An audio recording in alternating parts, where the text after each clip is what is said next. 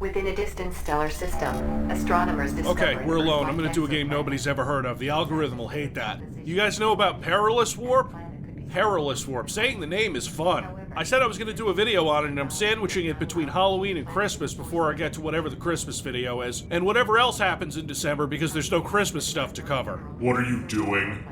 Doing the Fallout 76 video, boss. So I got me a Mr. Handy buzzsaw blade that leeches health. It's so broken. You know, this bit would hit harder if it had something to do with Activision or Rockstar. Anyway, Perilous Warp comes to us from Christite Softworks.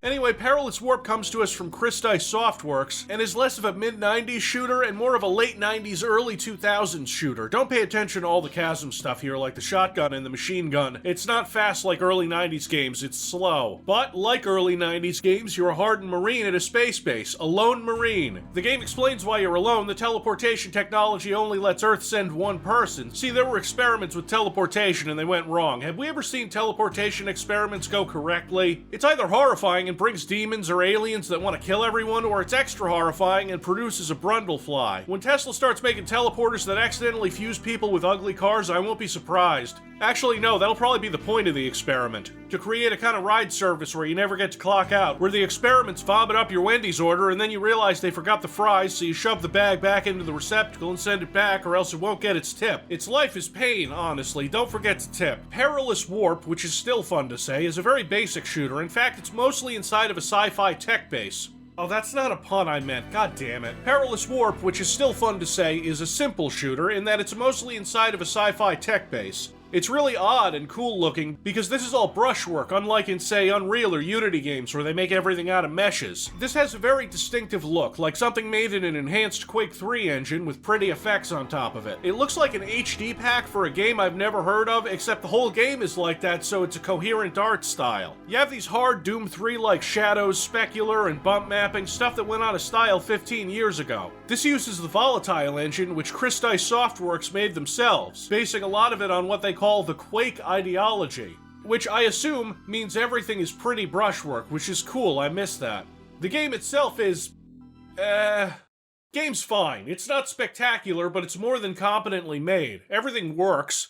The story is bad, though. It makes sense, but reading the logs listed on the Steam page is optional, as if that's a feature, and I can safely say that it is entirely optional. In fact, not reading the logs may make your experience in this game better, because they're as blunt as a sledgehammer. I'm going to provide a dramatic reading of one of these logs in an attempt to demonstrate. Bene facet qui ex alium erroribus sibi exemplum sumit. Wisely does he act whom from the errors of others derives an example of his own advantage. Every log starts with some Latin, it's a thing. I, the chief security officer of the colony, one of the last colonists, I appeal to you. For a long time we had got a hasteless life full of challenges, small victories, and great hope that we would fulfill with honor the mission of our home planet Earth. But one day, everything changed. The colony was attacked by unknown enemies. We are holding on, but we are definitely running out of strength. We uploaded some useful information to mobile storage devices, or data cubes. I am sure it is going to come in handy. I hate to be that guy, but those aren't cubes. Our mission is at stake. Crystorite, the mineral we started to harvest. Say what you want about the name Crystorite, it's better than Habardium. Habardium, the most valuable and treacherous thing in the universe. Could start a new era of interstellar movements for the humankind. Whether this is going to happen or not now entirely depends on you. Good luck, Marine. I think we should cut our losses and bug out. I know interstellar mining is cool and all, but we're mining the thing that allows us to travel to do the interstellar mining, so the whole thing is kind of a wash. This story takes place in the 2050s, so it assumes we're only 30 years off from having interstellar travel. It's even like a prediction of the future that was made in the late 90s. So, okay, the story is not really worth your time. The game is better. The first level doesn't inspire much confidence in me. It's hallways, almost entirely hallways. They're cool-looking hallways. You can tell the designers weren't half-assing them. I'm a little upset that Earth HQ didn't send you back with a gun, so the first enemies you meet, these annoying scorpion things, have to be meleeed to death. It's not terrible, except for every time you get hit, the screen shakes like this in a very Doom 3-like fashion. But here's your first gun, an assault rifle that's very round. I don't know what it is about these models exactly that makes me think of earlier games, They're so round, like the detail in them is more about aesthetics than trying to make it look realistic. The best way I can describe it is that look at this Half-Life box, a simple cube. Break it open, get stuff. Now look at this Perilous Warp box. Same function, about 30 times as many polygons. It only took a couple swings of the knife to take out this scorpion, but then 6 bullets. As far as I know, the location-based damage in this game is limited but present. You'll see it more when we meet enemies that have more defined body parts, like...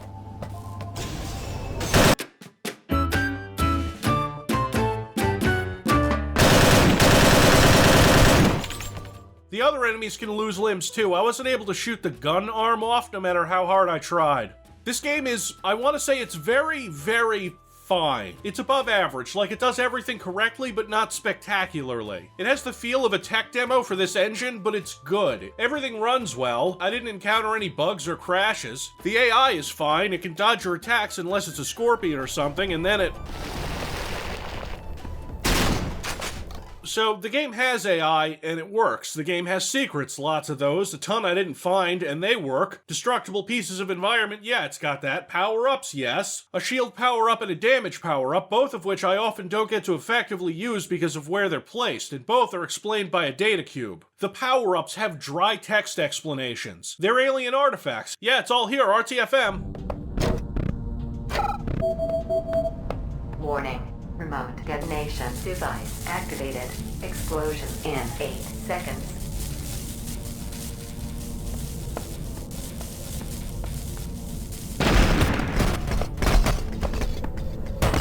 That's a lot of feedback for 2 points of armor lost. But it's a cool explosion, and with all the debris and physics and shit, I am satisfied by that explosion. Christus Softworks also created Jack, a brand new level editor for games with a Quake-style BSP architecture. Jack stands for Just Another Creation Kit. You know, it's another level editor. You might want to use it for your Quake maps, you know? No pressure, it's another level editor, you know? You know, it's just another level editor, my guy. It's got some features. Come on, you don't want that? Over here, I got a Perilous Warp. I think you'd enjoy a Perilous Warp, you know? Maybe a good pastrami sandwich with a sensible amount of mayonnaise. Maybe this here Nissan Altima. It's only got about 80k miles on it. It's not new, it's not fancy, it won't suck your dick, but it'll drive you somewhere reliably where you can get your dick sucked. You want weapon upgrades? We got them. Got this here double-barreled pump-action shotgun. Yeah, you don't have to choose between the two, you get both. Except you gotta upgrade it before you can use both barrels because...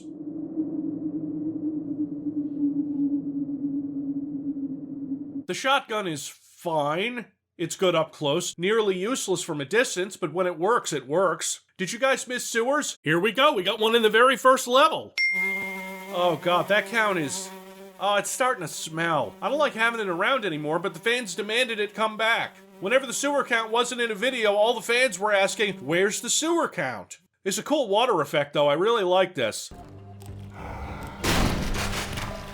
Shooting a head off with a shotgun. I'm not used to it, but I'll take it. There are portals scattered around the levels to take you to different areas, but the main portal here will exit the level. Because of the number of secrets and how well some of them are hidden, you'll want to double back and look around. To give you an idea of how some of those are, there's a secret teleporter in the exit room that's opened by this switch that you shoot, which is a fairly common way of finding these secrets. The level designer hides one of these switches in a hard-to-see location. You shoot it. There's a small bit at the beginning where you shoot a switch to open the main path through the level, but these switches show up more for secrets than anything. Okay, teleport to level 2 to re-establish uplink with the colony. You must locate the mothership Twinkling Star. Sounds easy enough.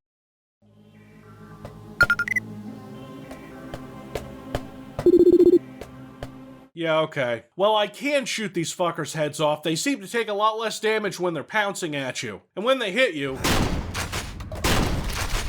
I was mad, but then the jibs. When the enemies don't die spectacularly, they die kinda boring, letting the understated ragdolls do the work. At this point in the game, you're doing a standard shotgun for close enemies and assault rifle for far enemies thing, while the main enemy soldiers get better weapons, like a grenade launcher.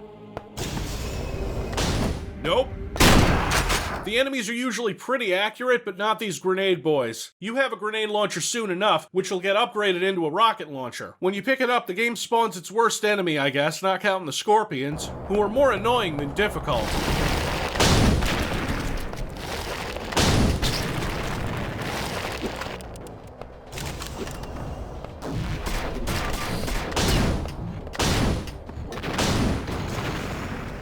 These plasma troops force me into cover. They do lots of damage very quickly and dodge attacks. They won't dodge out of splash damage range. They don't show up too often, which almost makes it worse because you're never really ready for them. It's kind of a breath of fresh air too, because the game itself is somewhat easy, at least for me on normal difficulty, since there are health pickups everywhere. The machine gun is also in this level in a not secret but also not directly in your path area. I don't like it.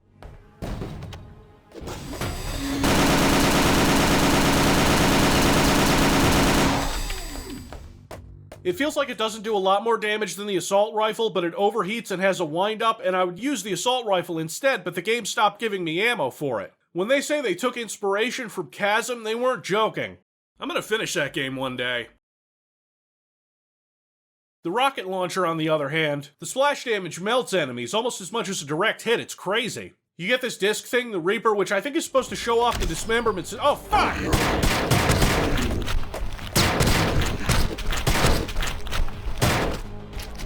Okay, level 3. Really starting to heat up now. I think this game is best when it throws more enemies at you. Except fish. I don't know if these are alien fish, but fuck them anyway. This game doesn't let you shoot underwater that I know of, so you have to knife them.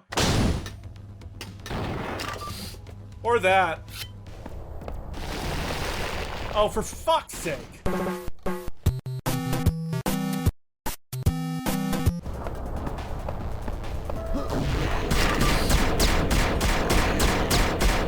God damn it.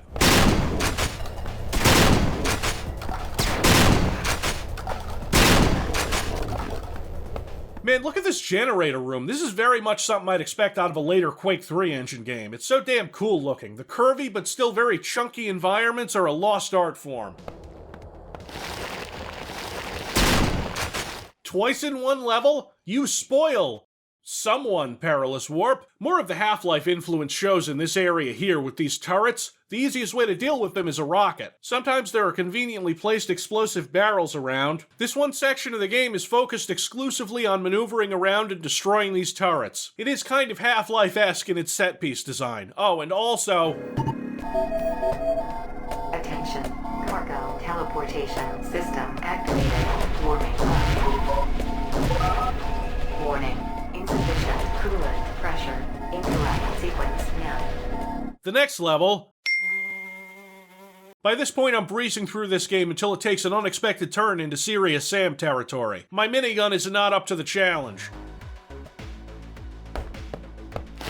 Stop! It just hit me as I entered level 4 what this game made me think of. It made me think of what Creed would have looked like if it wasn't shit and you could see things in it. This game also has a water section. That water sure is pretty and full of killer fish and bigger killerer fish. But I found a real good secret here with a railgun, which is quite useful when I finally get out of the water.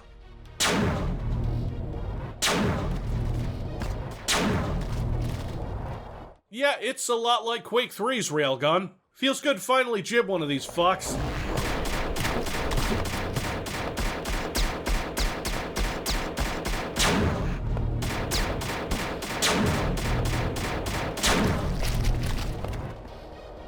I've got to take an elevator down to... Oh, hey, I get a jib and a decapitation with the shotgun. That's cool. I've got to take an elevator down to this rotten trap where I'm surrounded by alien grunts and eventually down to this other teleporter room. Luggage detected on sector. Oh, come on. Oh, Civvy, you better talk about the other secret Chasm shotgun in Perilous Warp, or else you're gonna get comments about it telling you how stupid you are for not finding it inside this secret, behind this random wall. Here it is. Handling that. Hey. Not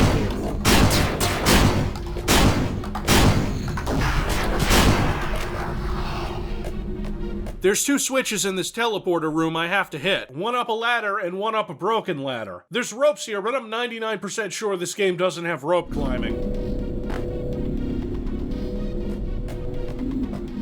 Oh, well, that's the first I'm hearing of. It sounds like some tech demo shit. As far as the story goes, I'm chasing the Chronosphere, a powerful artifact that can teleport me back to Earth. This teleporter will take me down to the mines and... Wait. Final battle. So yeah, level 6, and that's it. This is my second playthrough of this game, and with a fair amount of secret hunting, unsuccessful secret hunting a lot of the time, it lasted about 2.5 hours.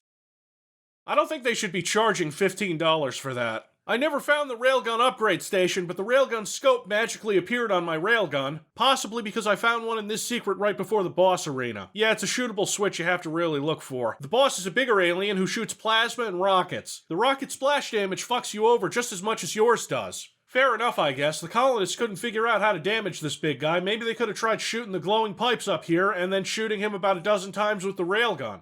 Done and done. It's like a shareware episode. And then it's over. You get to the chronosphere and then back to Earth. Remember to seal the Perilous Warp behind you. Otherwise, the alien hordes will immediately invade Earth, running amok and wreaking havoc amongst the unsuspecting public.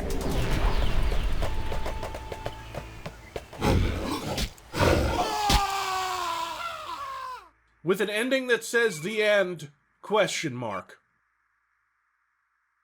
I find this game fascinating. It takes a different approach to the whole retro FPS thing by making a game in the style of a retro FPS, but adding more detail and effects to the whole thing rather than making a pixelated mess like those fucking hacks over at New Blood. But then also they're charging $15 for an above average tech demo of their cool little engine, and you know, it's fine. Alright, but next time I'm gonna do a video trying to find out why people love Chasm so much. No, I'm kidding, it's Rot 2013.